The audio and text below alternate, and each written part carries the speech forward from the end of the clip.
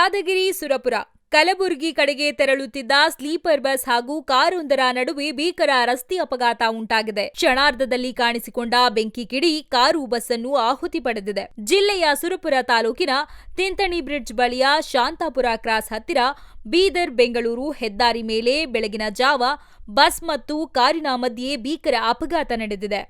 ಘಟನೆಯಲ್ಲಿ 4ಕ್ಕೂ ಹೆಚ್ಚು ಮಂದಿ ಸುಟ್ಟು ಕರಕಲಾಗಿದ್ದಾರೆ. ಖಾಸಗಿ ಬಸ್ ಲಿಂಗಸುಗೂರಿನಿಂದ ಕಲಬುರಗಿ ಕಡೆಗೆ ಹೊರಟಿತ್ತು. ಕಾರು ಲಿಂಗಸುಗೂರು ಕಡೆಗೆ ಹೊರಟಿತ್ತು. 2 ವಾಹನಗಳು ಡಿಕ್ಕಿ ಹೊಡೆದ ರಭಸಕ್ಕೆ ಬೆಂಕಿ ಹತ್ತಿಕೊಂಡಿದ್ದು, ಕಾರು ಮತ್ತು ಬಸ್ ಸಂಪೂರ್ಣ ಸುಟ್ಟು ಕರಕಲಾಗಿವೆ. ಕಾರಿನಲ್ಲಿ ಪ್ರಯಾಣಿಸುತ್ತಿದ್ದ ಎಲ್ಲರೂ ಸುಟ್ಟು ಕರಕಲಾಗಿದ್ದಾರೆ. ಸ್ಥಳದಲ್ಲಿರುವವರು ನೀಡಿರುವ ಮಾಹಿತಿ ಪ್ರಕಾರ 6 ಜನ ಸಾವನ್ನಪ್ಪಿದ್ದಾರೆ ಎಂದು ಹೇಳಲಾಗುತ್ತಿದೆ. ಆದರೆ ಬೆಂಕಿಯಲ್ಲಿ 4 ಜನ ಸುಟ್ಟು ತಲೆಬುರುಡೆಗಳು ಪತ್ತೆಯಾಗಿದ್ದು, ಇನ್ನೂ 2 ಮೃತದೇಹಗಳ ಹುಡುಕಾಟವೂ ಕೂಡ ನಡೆದಿದೆ ಎಂಬ ಪ್ರಾಥಮಿಕ ಮಾಹಿತಿ ಇದೆ.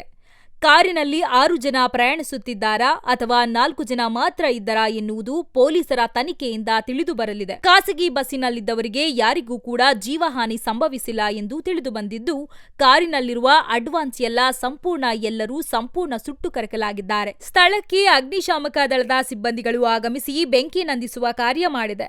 ಸುರಪುರ ಠಾಣೆಯ ಪಿಐ ಉಮೇಶ್ ಎಂ ಸೇರಿದಂತೆ ಸಿಬ್ಬಂದಿಗಳು ಕೂಡ ಆಗಮಿಸಿ ಪರಿಶೀಲನೆ ನಡೆಸಿದ್ದಾರೆ. ಸುರಪುರ ಪೊಲೀಸ್ ಠಾಣಾ ವ್ಯಾಪ್ತಿಯಲ್ಲಿ ಘಟನೆ ನಡೆದಿದೆ.